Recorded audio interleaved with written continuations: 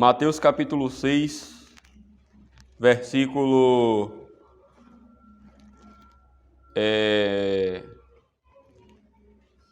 do 9 em diante.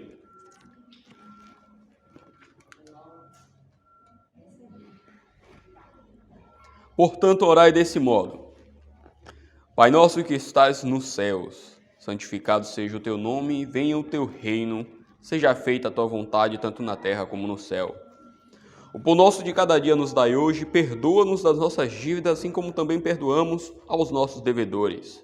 Não nos deixes entrar em tentação, mas livrai-nos do mal, pois teus são reino, poder e glória, para sempre. Amém. Porque se perdoardes aos homens as suas ofensas, também vosso Pai Celestial vos perdoará.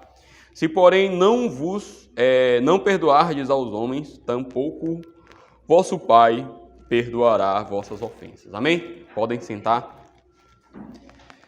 A palavra aqui deixa bem claro a respeito do que Jesus quis passar na oração. E nós destacamos ontem 3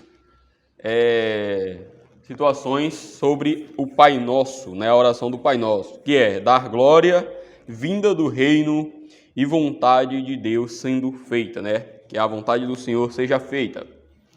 Agora, nós iremos passar para as 3 últimas partes da oração, que é o pão nosso de cada dia, perdão de ofensas, pedido de perdão da parte de Deus, e nós também fornecermos o perdão da nossa parte.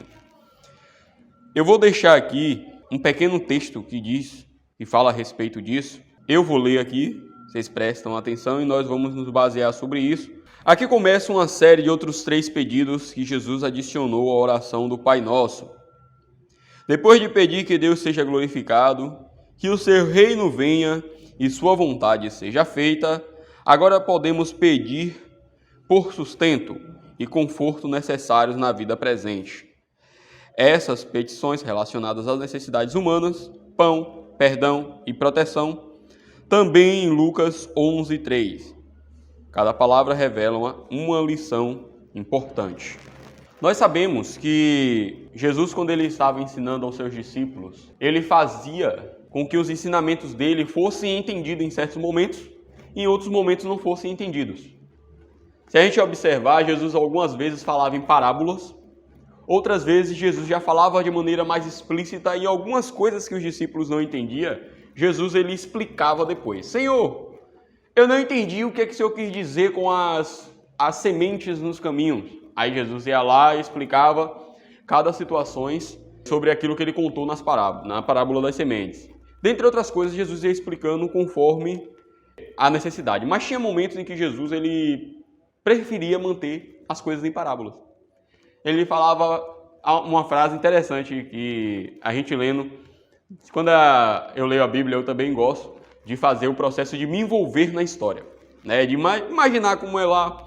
Isso faz com que você leia e as imagens sejam processadas na sua mente de maneira com que você pareça estar lá.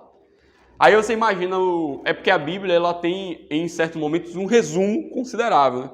Mas há certos momentos em que a Bíblia dá bastante detalhes, e quando dá bastante detalhes faz com que a gente entre naquele mundo. Eu lembro que minha avó, quando ela lia a Bíblia, ela ficava me chamando para ler para mim, falava empolgadíssima, falando, anda só para cá, como é que pode? E aí começava a reclamar de algumas coisas, a falar outras.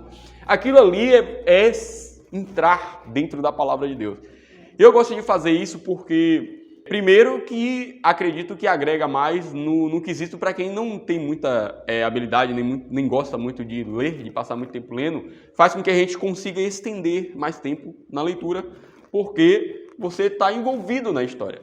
Se você só quer passar as páginas, eu mesmo desisto em pouco tempo. Mas, se eu começar a me envolver na história, eu lembro que eu tinha provavelmente uns 17 anos de idade, 16, por aí. Eu gostava muito de ler os livros de Sherlock Holmes, porque os livros me entretinham, me faziam entrar na história, mas os livros seculares, eles têm a capacidade de... As pessoas que escrevem já fazem menção de detalhes demais para você conseguir visualizar aquilo que está se passando, né? Fala sobre detalhes pequenos, como respiração, vestimenta, o modo de comportamento, o modo do olhar, tudo isso o livro faz com que você consiga processar o que está acontecendo ali pelos detalhes da escrita. A Bíblia, se ela fosse fazer isso, olha o tamanho que ela ia ser. Então não tinha como, a letra ia ser pequenininha e a Bíblia ia ser grandona, porque a Bíblia fala bem assim, ó, se fosse colocar tudo que Jesus fez nos livros, na época, nos rolos, a gente olha a interpretação que está sendo dita pelo autor sobre não caberia livros, porque está já adaptada para o nosso idioma.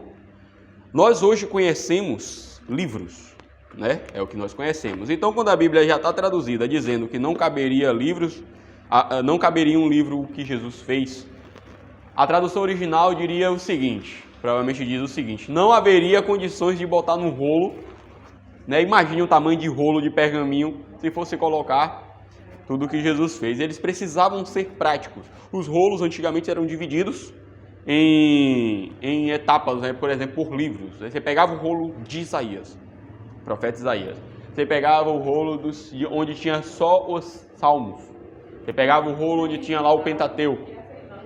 Imagine só. Então, o Jesus ele passou 3 anos. Em 3 anos dá para se fazer muita coisa. Se você registrar passo a passo de 3 anos, 365 dias vezes 3, que eu não sei quanto é que dá, mas eu sei que passa 2000 e poucos dias, você começar a escrever 24 horas de um homem diariamente durante 1000 e poucos dias, não tem realmente condições, ainda mais um homem como Jesus que fez milagres, prodígios e maravilhas, e as pessoas queriam contar, e a história é repetida por 4 evangelhos.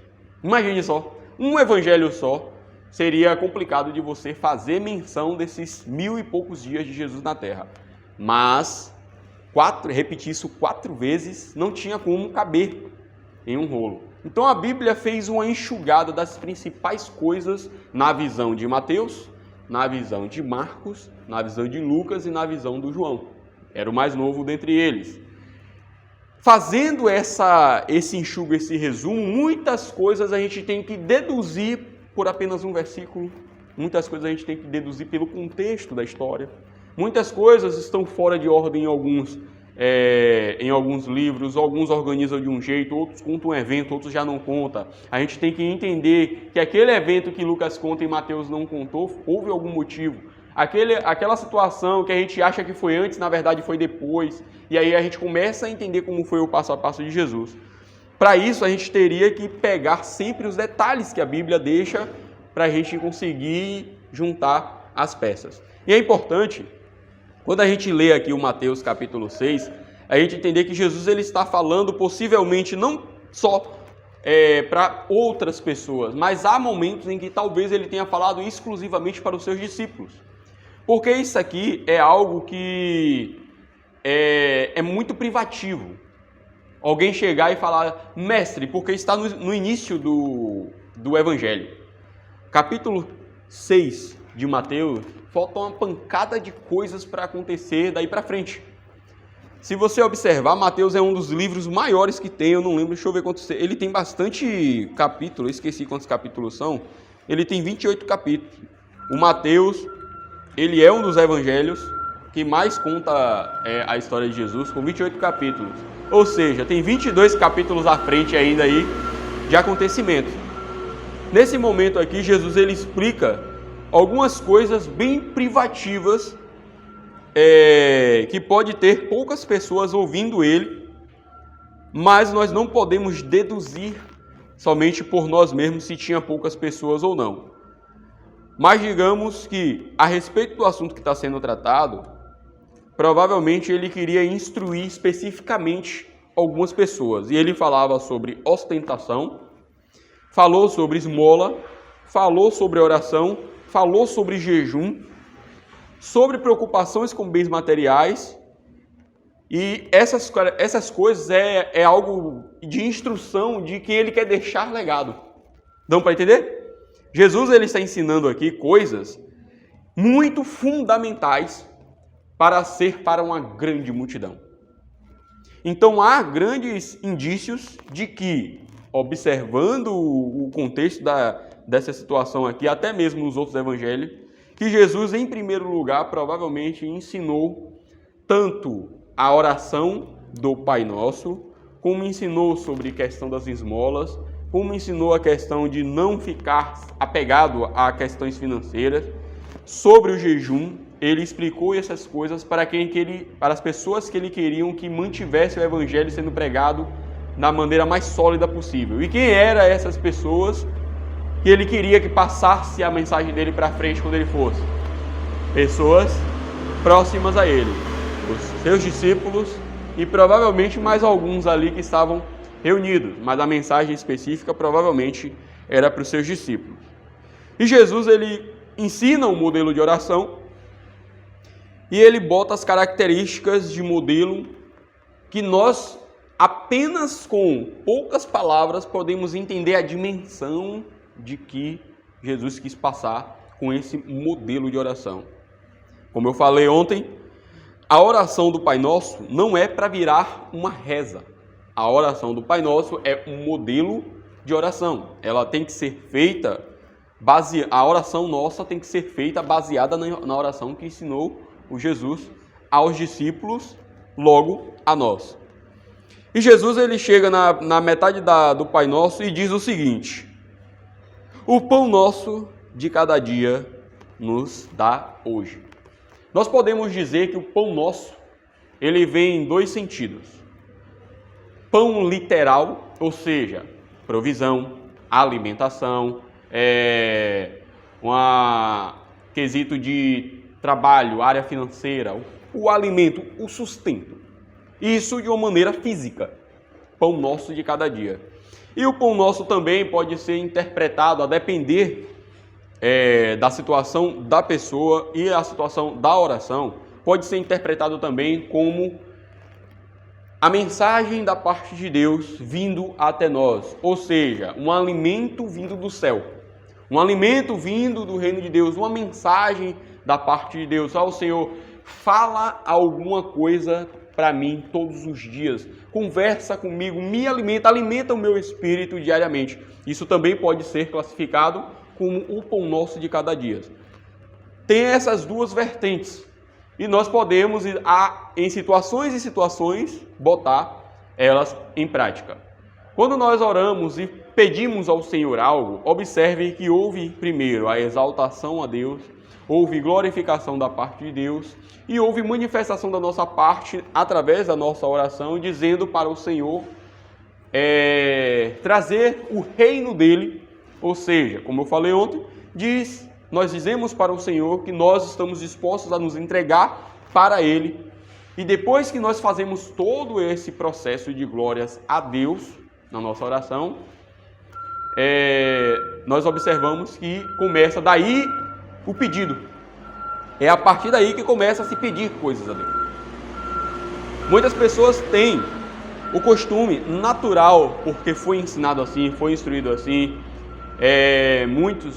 Muitas vezes nas minhas orações, a minha prioridade sempre era pedir e muito pouco agradecer.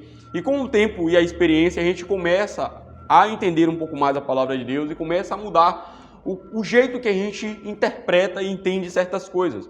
E eu aprendi que há certos momentos em que a gente tem que pedir, mas muito mais agradecer, porque independente de quantas vezes nós venhamos a agradecer a Deus, jamais será o suficiente pelo tanto de bênção que Ele nos concede sem que a gente nem perceba.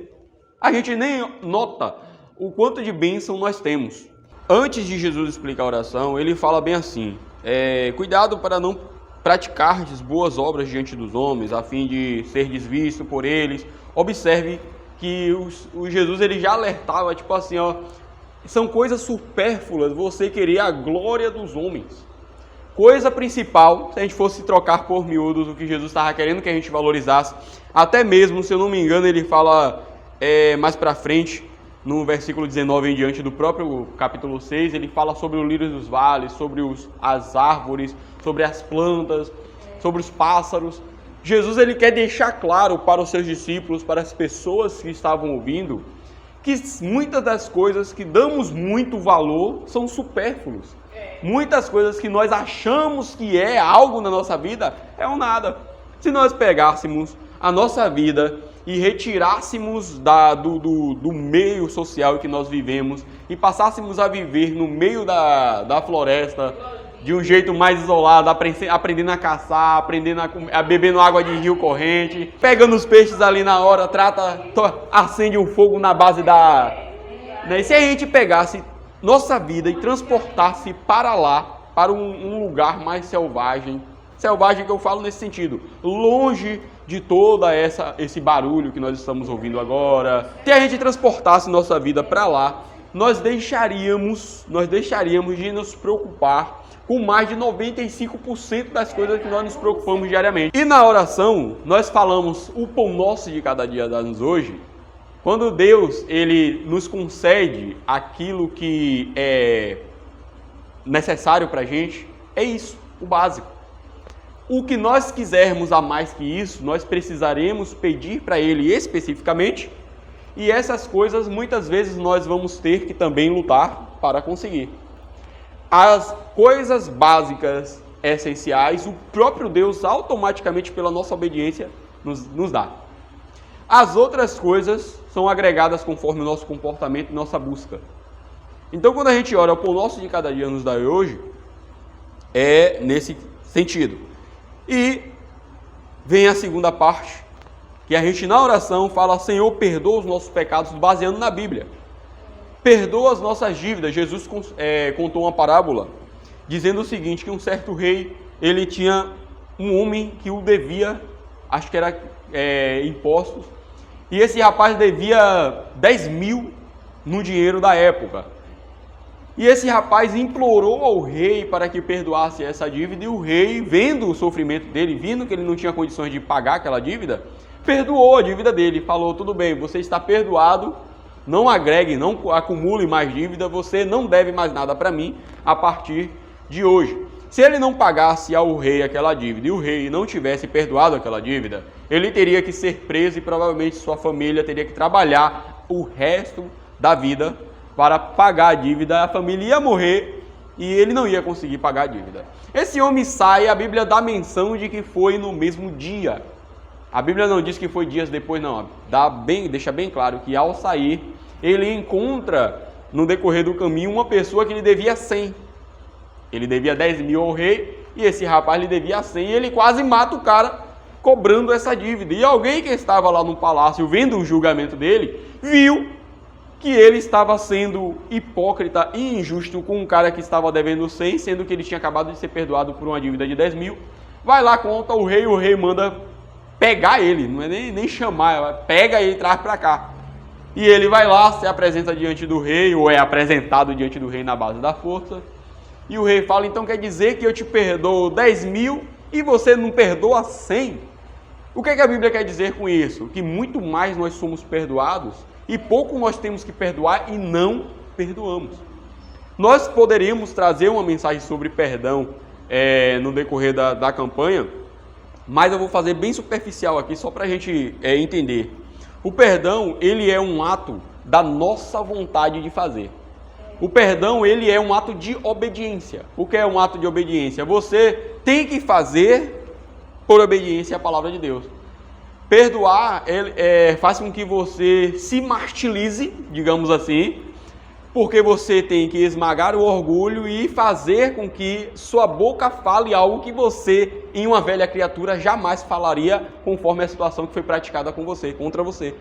Ah, a pessoa me ofendeu e tal, jamais eu perdoaria. Naquela época em que eu não era cristão, eu perdoaria uma coisa dessa. Mas hoje, eu vou lá e perdoo aquela pessoa porque hoje eu sou uma nova criatura. Você faz isso pela própria vontade? Não, você faz isso por mandamento da palavra de Deus.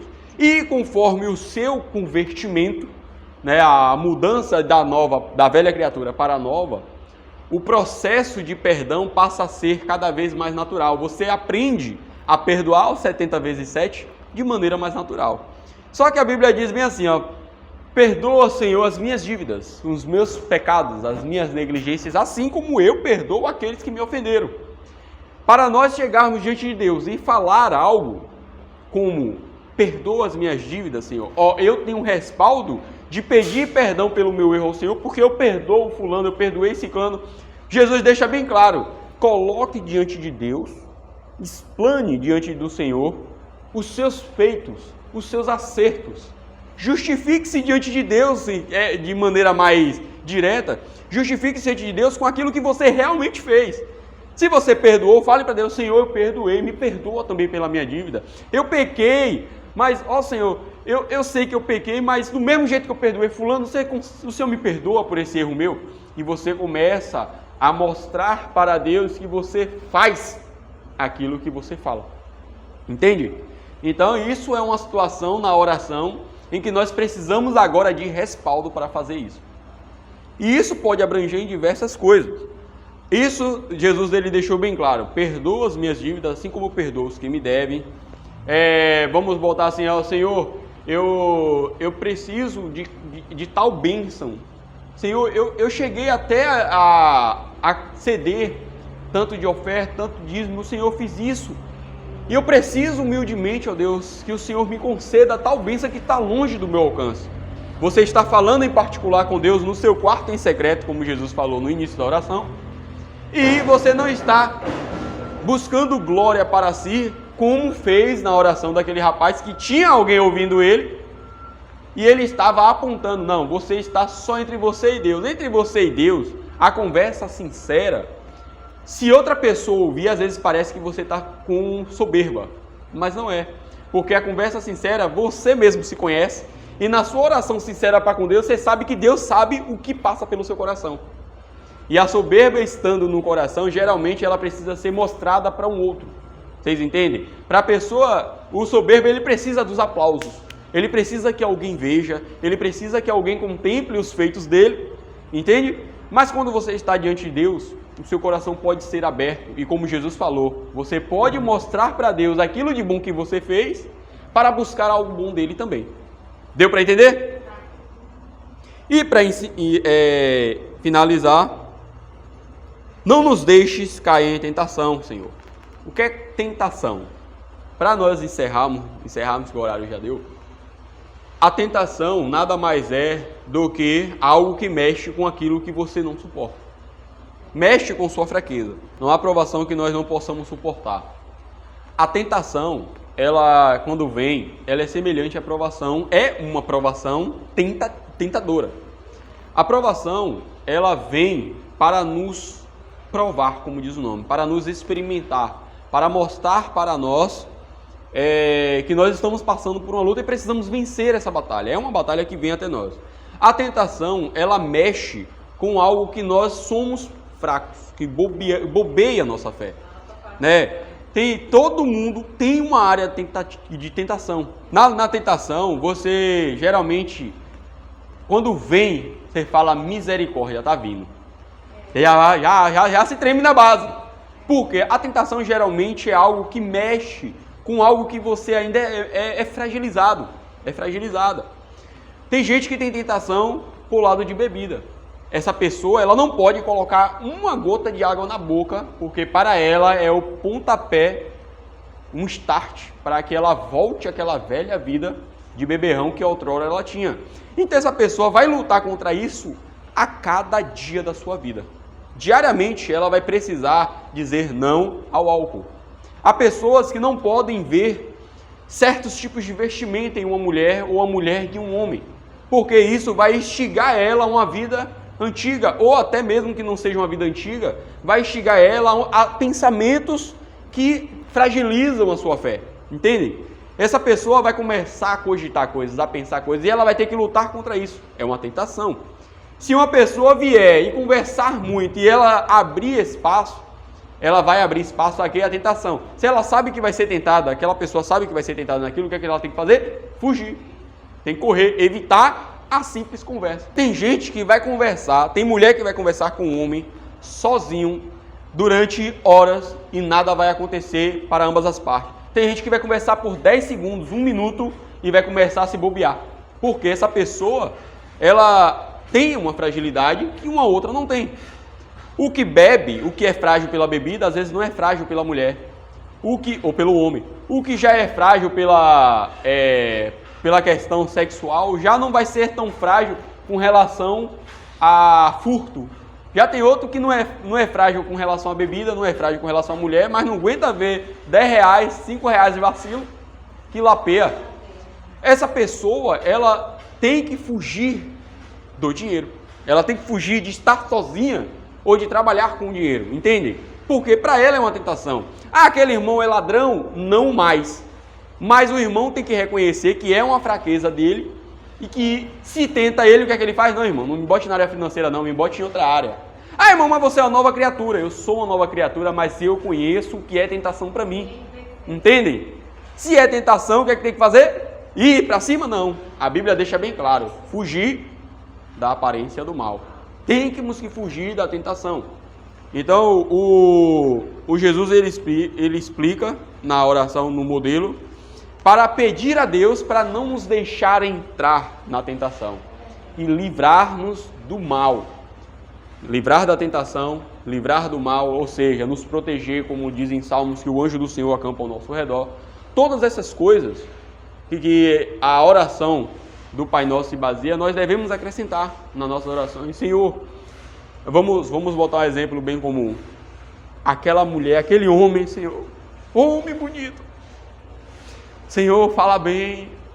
O carinha, quando conversa comigo, minhas pernas chegam a tremer.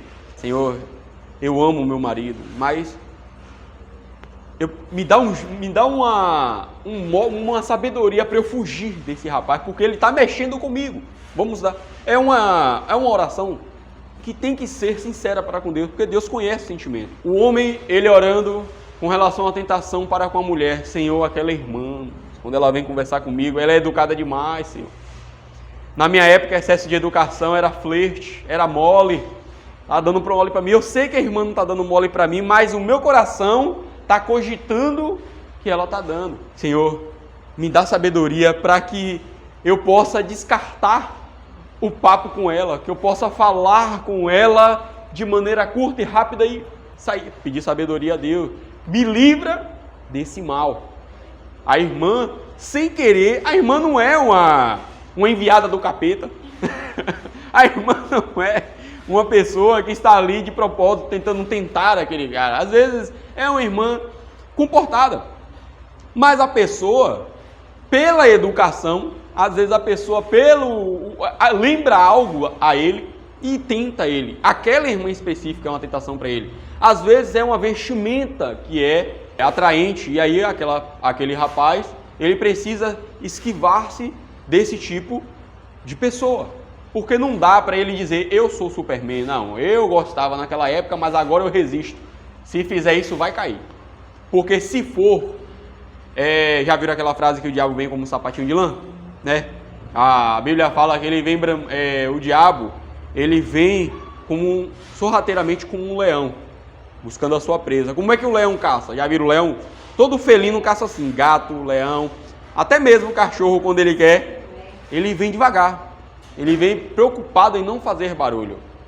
Então, quando a tentação vem, ela não vem dizendo aqui, oi, eu sou a tentação, me possua. Não, a tentação ela vem devagar.